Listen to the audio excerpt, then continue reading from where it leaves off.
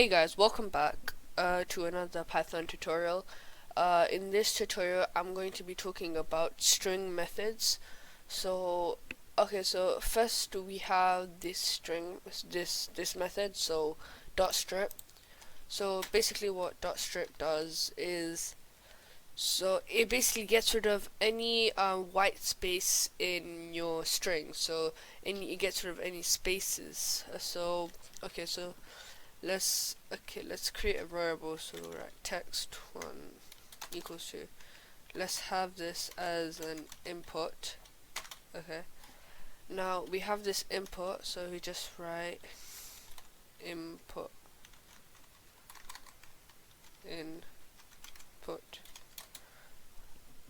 Okay, now we're gonna say print, and we're gonna say text1. Okay, so we have a variable and we have this. So we're gonna run this. So let's pull this up. Now we have this input here, so we write let's just anything input g. Okay, it comes up. Now we can do is we'll put text1. Okay, how about not g? Maybe that's a bit too short. How about we say, let's put spaces. Hello, spaces. Okay, now I press enter. So see, it prints it with the spaces. Okay, so now what dot strip will do is it will get rid of all these spaces. So we run that one more time, but this time we put dot strip. Okay, and now we run it. So put spaces, hello, spaces. Okay, now this will get rid of all the spaces, like these spaces, they're all gone, and it just prints out the text here. So that's what dot strip does.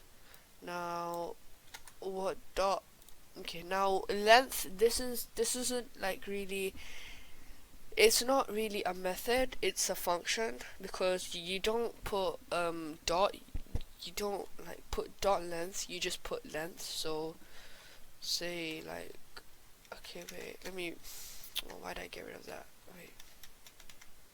Okay, so now just say we have this text1. So if we wanted to get the length of whatever is being outputted here, we could say length. We put the function, and then we write the variable name. So text1. Okay.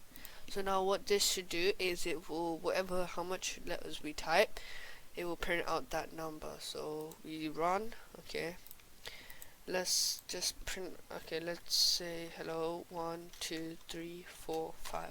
So it should print out the number 5. Yeah, so that's what dot length does. So say you wanted to check like any the length of a string or a variable or anything, you can just do dot length and it would appear. Okay, not dot length, sorry, not dot length. Now dot lower. So basically what dot lower will do is it will just make everything that you type lower.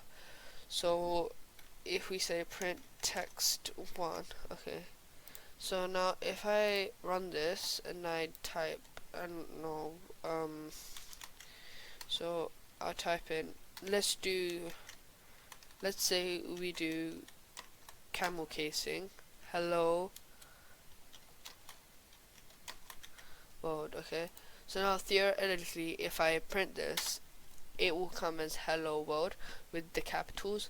Now if, wait, let me just copy this, it'll be easier.